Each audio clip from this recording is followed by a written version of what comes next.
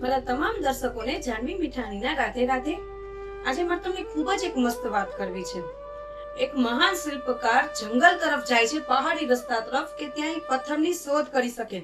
એને ભગવાનની મૂર્તિ બનાવી હોય છે। રસ્તામાં ખૂબ આગળ ચાલતા બે મોટા અને વિશાળ પથ્થર મળે છે, ખૂબ સુંદર હોય છે। એટલે એને એમ થાય છે કે આમાં ભગવાનની મૂર્તિ મારે આરામથી બની જશે। પેલો પથ્થર લઈ અને એને કંડારવાનું ચાલુ કરે છે, દસ્તા હથોડા બધું જ મારે છે એને। તો એમાંથી અવાજ આવે છે પથ્થરનો। એ ઘા સહન નથી કરી શકતો એ પથ્થર, કે મને માફ કરો, મને તમારા હથોડાના ઘા ખૂબ વાગે છે। શિલ્પકારને દયા આવી અને એ પથ્થરને ન્યા મૂકી દે છે। બીજો પથ્થર લઈ અને એના હથોડા મારી મારી અને એને ખૂબ સરસ ભગવાનની મૂર્તિ બનાવે છે। એ ભગવાનની મૂર્તિ એટલી બધી આકર્ષિત હોય છે ને કે લોકો એને લઈ અને મંદિરમાં મૂકે છે અને એની રોજ પૂજા કરવામાં આવે છે। ઈ પથ્થરને ભગવાનની મૂર્તિ બન્યા પછી રોજ ફૂલહાર ચડે છે, અગરબત્તી થાય છે, ધૂપ દીવા થવા માંડે છે, મસ્ત મંદિર બની જાય છે। પેલો મંદિરમાં જે પથ્થર જે કંડારવામાં આવ્યો હતો, ઈ પથ્થર ત્યાં ને ત્યાં નથી રહી જતો, એને પણ લઈ જવામાં આવે છે।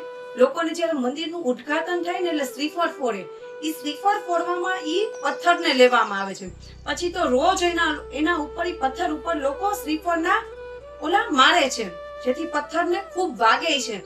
ઈ પથ્થર એકદી દુખી થઈને બીજા પથ્થરને પૂછે છે, કેમ તને હથોડાના ઘા નહોતા વાગતા? કે તો કે મને વાગતા હતા, પણ જ્યારે ઈ હથોડા મારવા વાળો મને જ્યારે ટોચતો હતો ને ત્યારે મને આવી ગયું ઉદ્દેશ, એવો મને સમજાઈ ગયું કે કોઈક મહાન હેતુથી મને કોતરવામાં આવે છે।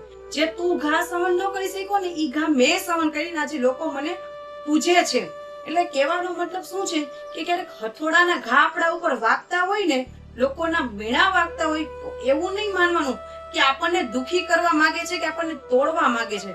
ઈ હથોડાના ઘા શિલ્પકાર એટલે મારતો હતો કે ઈ ભગવાનની મૂર્તિ બને, એને બનાવવામાં આવ્યો છે, એને તોડવામાં નથી આવતું।